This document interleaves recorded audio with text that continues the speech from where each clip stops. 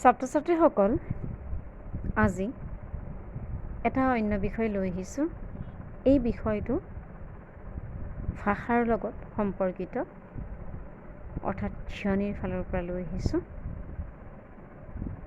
আমি সকলোৱে জানো, যিসকলে অসমীয়া পঢ়িছোঁ, যিহেতুকে আমাৰ মাতৃভাষা, গতিকে নাইবা আমি যদি অসমীয়া ভাষা সৰুৰ পৰা কৈ আহিছোঁ, তেন্তে আমি স্বৰ বৰ্ণ আৰু ব্যঞ্জন বৰ্ণ মালা এই দুখন আমি পঢ়ি আহিছোঁ। স্বৰ বৰ্ণ আৰু ব্যঞ্জন বৰ্ণমালাৰ ক্ষেত্ৰত আমাৰ বহুত সৰু সৰু কথা থাকে, যিবোৰ আমি যথেষ্ট পৰিমাণে জানিবলগীয়া কথা, যিবোৰ আমি নাজানো, যিবোৰ বিভিন্ন পৰীক্ষাত চুটি প্ৰশ্নবোৰত সেই ধৰণৰ প্ৰশ্ন আহে।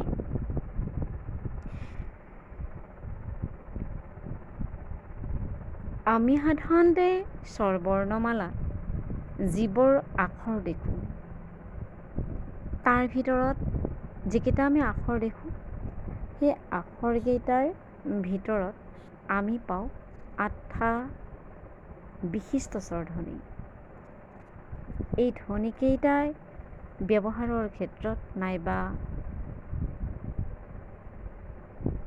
অৰ্থৰ ক্ষেত্ৰত পাৰ্থক্য সৃষ্টি কৰি বিশেষত্ব অৰ্জন কৰিছে।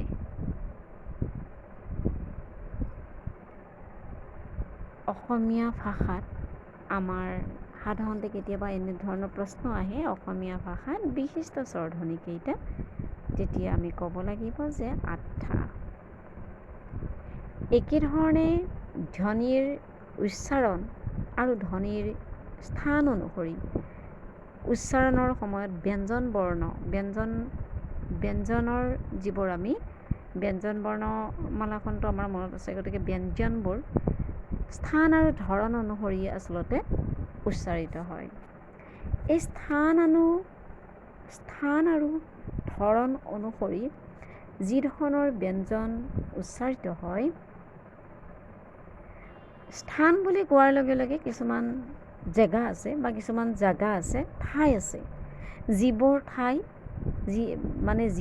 ঠাই ধ্বনি উচ্চাৰণৰ কাৰণে বিশেষ স্থান হৈ পৰে, বা স্থান ধ্বনি উচ্চাৰণৰ কাৰণে হয়তো সেই স্থানত কি হয়, কেতবোৰ পৰিঘটনা ঘটে বুলিয়ে কৈছোঁ বাৰু।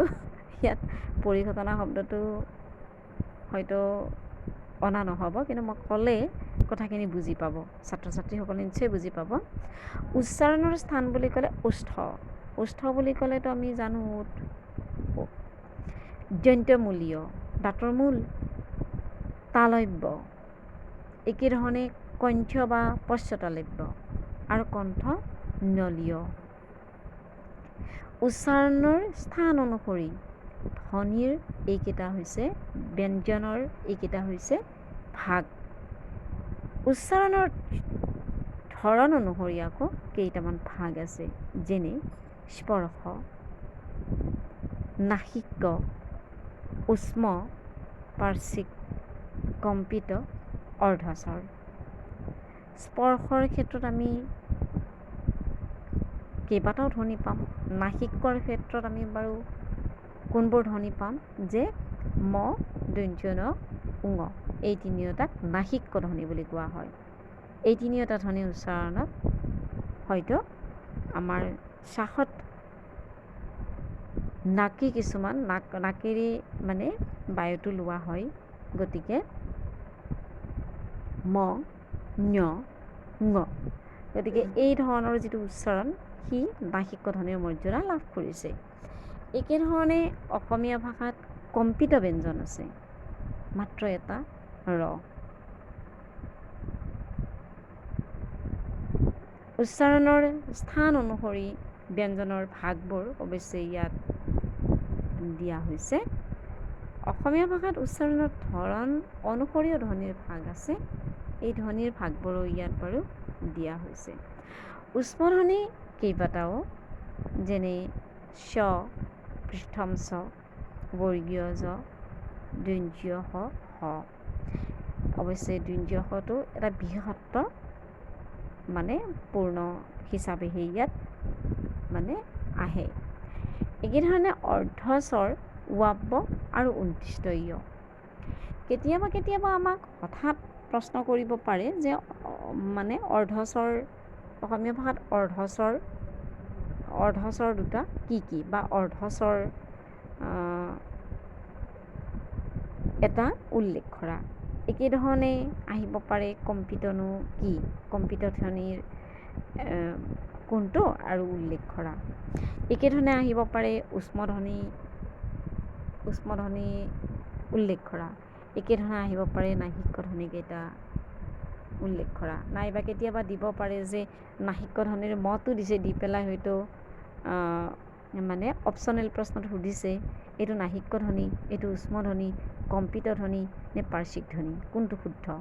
গতিকে তেতিয়া আমি গম পাব লাগিব যে ই আচলতে নাসিক্য ধ্বনি। ছাত্ৰ ছাত্ৰীসকল, আজি মোৰ এই সৰু ভিডিঅ'টোত মই বাৰু এইখিনি কথাকে ক'লোঁ। ধ্বনি সম্পৰ্কীয় কথাবোৰ খুব মানে